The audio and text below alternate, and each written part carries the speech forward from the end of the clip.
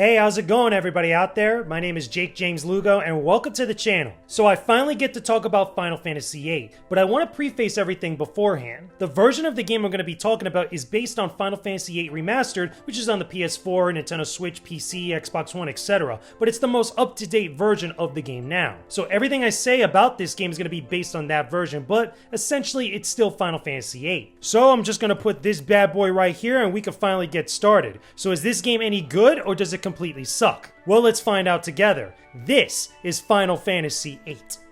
Final Fantasy VIII is one of the big three games of the series made by Square Enix, Squaresoft, for the original PlayStation. The other two being Final Fantasy VII and Final Fantasy IX. What makes this game different from the others in the series was how it had some big shoes to fill, being a follow-up to what many consider one of the best JRPGs of all time. So there was a lot of pressure on Square to give us another timeless game. But stepping away from that kind of talk for now, let's focus on the game itself. The story of Final Fantasy VIII follows a young man named Squall Leonhardt, a student of Bella Garden Seed Academy, an organization of mercenaries that acts like heroes for hire for any city that would pay them. He wields the famed Gunblade as a weapon, and is one of the few people in the game's world that knows how to utilize it very well. Yeah, that same weapon you see everyone talk about and say how they really like it, but probably never actually played the game that it originated from, but I digress. Anyway, Squall joins the ranks of Seed alongside his rival Cypher, another Gunblade specialist, and an ensemble of other characters we come to meet over the course of the game's story. This includes Quistis, Zell, Selphie, Irvine, and of course Rinoa Heartlily.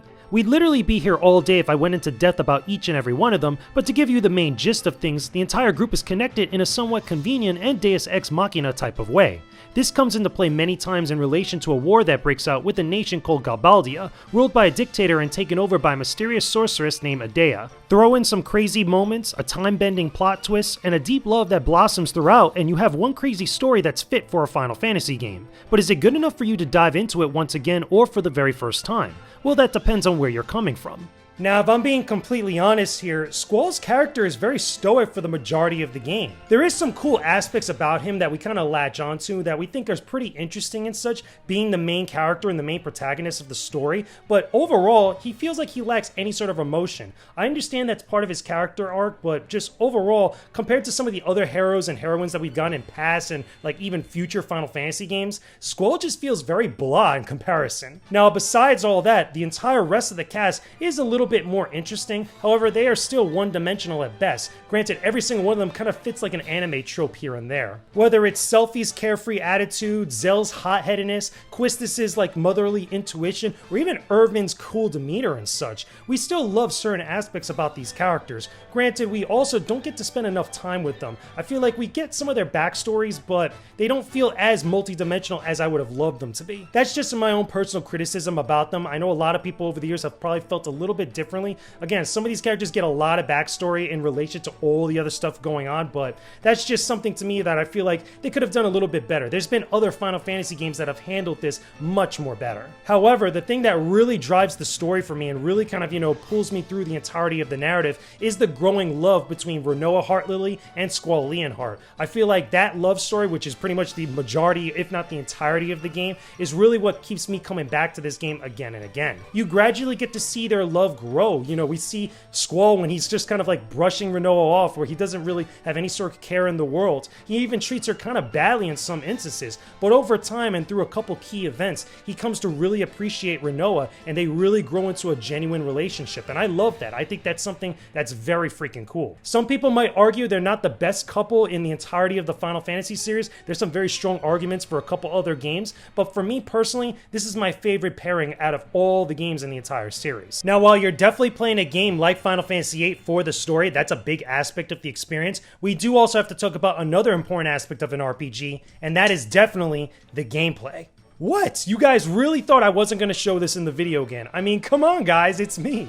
Final Fantasy VIII has a few similar elements to other games of the series, but a lot of traditional elements are presented in a new way. You still have the roaming around a vast world, exploring cities and dungeons you come across, and meeting all kinds of characters with dynamite or tropey personalities, but Final Fantasy VIII tries to change things up while building upon its predecessor on the PlayStation. I can't talk about any of this without mentioning the Junction System, which is this game's version of summons and magic respectively. Every character can junction a guardian force to themselves, which allows them to use magic and do all sorts of things, things. You pick up Guardian Forces at various times in and out of the main story, which level up as you defeat enemies in battle and earn AP to equip new abilities and special actions. Guardian Forces are the main part of the Junction System, but then there's magic. The problem everybody has with this system is when you need to draw magic from your enemies, rather than cast magic the usual way that Final Fantasy games have always done in the past. Meaning there's no MP meter, so things are very different here. You can draw magic out from an enemy during battle, which you can choose to store or cast immediately. Storing magic allows you to save it for later or junction it to different stats onto a character. This opens up all sorts of options and setups for different battles you come across. The problem here is that you need to do this with every character that joins your party and every spell that you want to use. So if you don't like grinding for things, you're going to be very bothered by this a whole lot.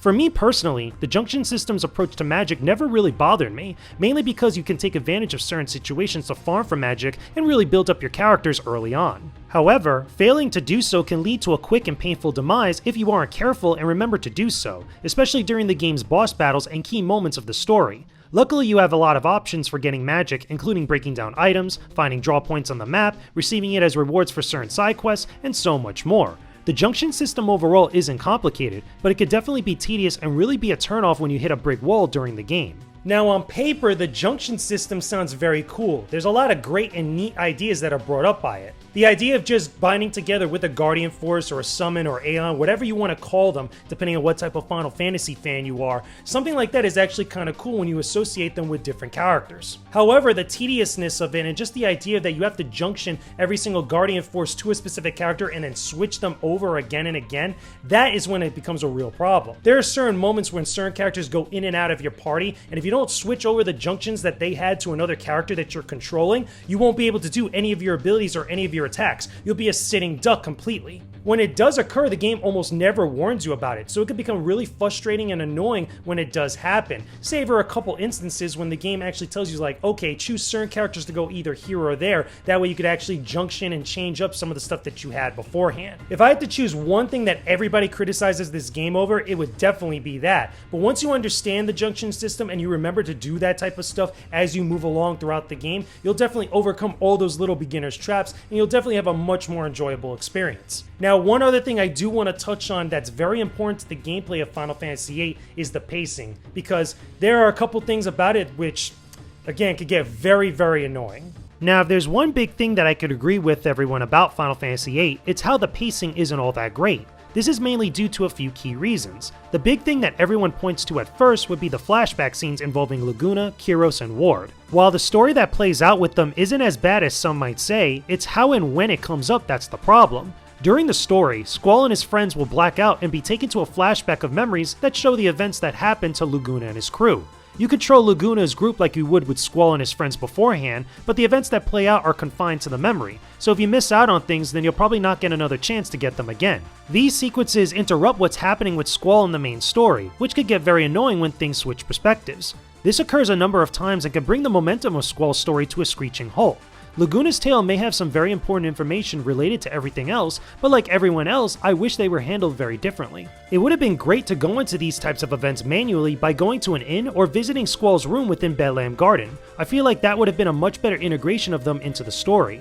The other problem with Final Fantasy VIII's pacing are the brick walls you can run into with the difficulty. What I mean is how the difficulty of battles can skyrocket without warning, especially if you haven't leveled up your party enough or forgot to manage your junctions. There were some times where I couldn't progress the story because of this, mostly because I'd get caught in a battle or series of fights that I just couldn't endure.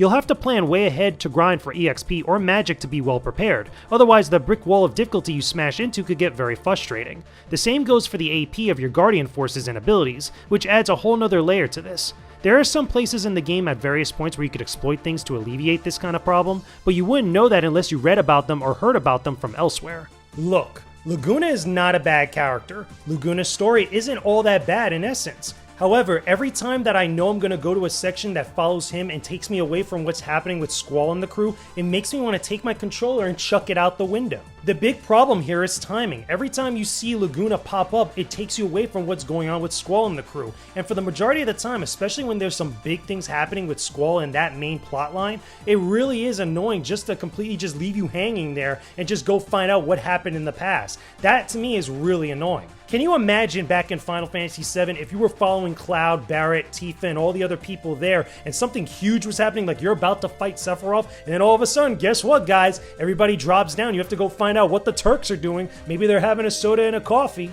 I mean, you guys would be pretty upset as well. I'm pretty sure we all will. And that's exactly how it feels every time you have to go check out what's going on with Laguna. I feel like it could be so much better if you could just go back to the garden or go to an inn or any other key point of interest that acts like a home base or something, where you could actually engage with these manually and just go check them out at your leisure, as opposed to being pulled right out of the action. But now let's talk about probably my favorite aspect about Final Fantasy VIII, and probably the one that I tell everybody to go back and play this game for, and that's the music. Seriously, the music of Final Fantasy VIII is fantastic, and there's a couple reasons why. So let me be upfront about this. I absolutely love the music of Final Fantasy VIII. I think it has a strong case for being one of the best soundtracks in the series, and arguably better than the soundtrack of Final Fantasy VII. Crazy, I know, but when you hear some of the tracks by Nobuo Uematsu in this game, you'll realize just how good they really are. There are so many tracks I love, from the Belem Garden theme being super chill, to the battle theme Don't Be Afraid being exciting and wild, to the hard tones of Maybe I'm a Lion making you feel like a tough guy. And then there's tracks like Eyes on Me, that have become so iconic for the Final Fantasy series for very good reason. The music just hits those right tones and accents everything you see play out on screen in all the right ways. This is seriously one of my favorite soundtracks of a role-playing game, period. Take a listen real quick, and you'll see exactly what I mean. The music is just so damn good.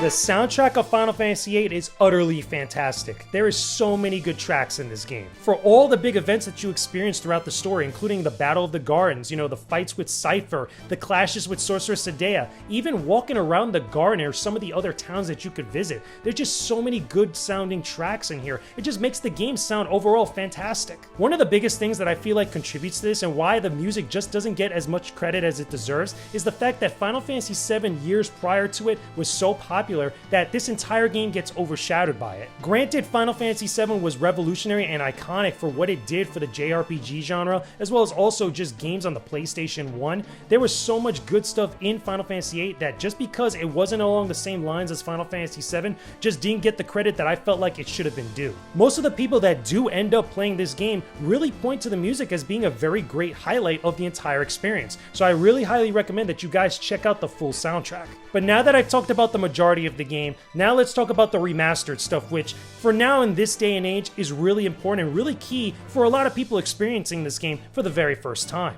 Now for everyone playing the game more recently, there's Final Fantasy VIII Remastered. This is the same game, but you get the bonus edition of polished up character models and a few extra options that influence the gameplay.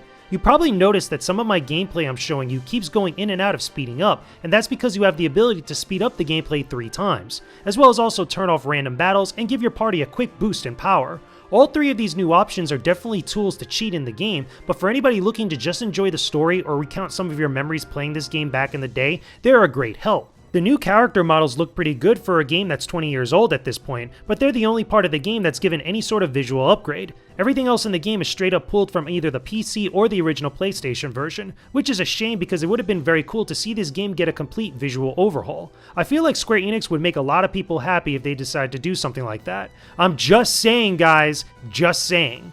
Anyway, because of that, Final Fantasy VIII Remastered doesn't feel like a full remaster, but it definitely is the best way to play this game in its entirety. Anybody who didn't boot up this game on the original PlayStation back in the day is definitely getting a much better version of it here. Now I know there's going to be some purists out there complaining about, oh, you shouldn't use these cheats and all this other stuff in order to play the game because that's not how it's supposed to be played, but I would argue with this. If someone can experience the game at their leisure with any of the other tools available to them without any of the hassle that many of us had to experience back in the day, why not let them have it? Seriously, let people enjoy what they're going to enjoy the way they want to enjoy it, because they're still going to check out Final Fantasy VIII and they're still going to get the same story and become fans in their own right. I was never really a fan of like this argument saying like, oh, there's one true way to experience a specific game. Let people experience it the way they want to experience it. That being said, I do enjoy some of the tools that they give to you in Final Fantasy VIII Remastered, specifically with the way that you could speed up battles and just the overall game speed. I feel like, when it comes to grinding and looting and like, all this different types of stuff that you have to do that's very tedious and time consuming, it really helps out with that. I do want to talk a little bit about the lack of extras in this version of the game. It would have been really cool to see some bonus extras or even some extended interviews about the development of Final Fantasy VIII. It would have been cool to see some of the bigwigs over at Square Enix talk about this game, since it's pretty much been 20 years later since it came out. Maybe that's just wishful thinking on my part, again, being a fan of this series as I am, but even so, because of the lack of that type of stuff, it doesn't really feel like a full remaster of Final Fantasy VIII. It just feels like, a somewhat better port of the game from the previous versions of it. Again, that's just my personal opinion, and I'm curious to see where you guys land on that. However, I feel like the game would have been given a little bit more value, especially in this version of it, for people to come back and actually experience it again, or even just experience it for the first time. So with all of that being said, can I recommend that you guys check out Final Fantasy VIII Remastered? Hell yeah, I definitely think you guys should check it out when you can. Even with all my criticisms that I've said about the game, I still thoroughly enjoyed myself going through it once again. I had a lot of memories of playing this game back on the PlayStation 1, and I really enjoyed having the chance to relive them once again. I really dig all the extra stuff that you get from the remastered version, even though I feel like they could have gone even further with making it feel like a true remaster, but even so, the new stuff that you got there, including the polished up character models, as well as also some of the options that you have to make the game a little bit different and easier for some people, I feel like some of that stuff is helpful, but overall doesn't impact the game being an enjoyable experience. If you never played Final Fantasy VIII before, this is absolutely the best way to play the game now, especially both on the PlayStation 4 and the Nintendo Switch, but you could also get it on the Xbox One and on PC. And there you have it, everyone. Those are my thoughts on Final Fantasy VIII. I've been dying to talk about this game for the longest time, and right now is the most opportune time to finally do so. Hopefully you guys enjoyed this review, but let me know in the comment section down below, what are some of your favorite Final Fantasy games? Which ones do you think are the best or the worst? But also tell me, which Final Fantasy games out of the entire series do you want to see get the remake, remastered, or re-release type of treatment? Put all your answers down below in the comment section. Thanks for watching this video, everyone. Make sure you guys check out some of these other videos in the boxes after the credits, and don't forget to visit my Patreon page via the annotations for more exclusive content. And don't forget to subscribe to the channel as well. Peace out, and stay epic, everybody.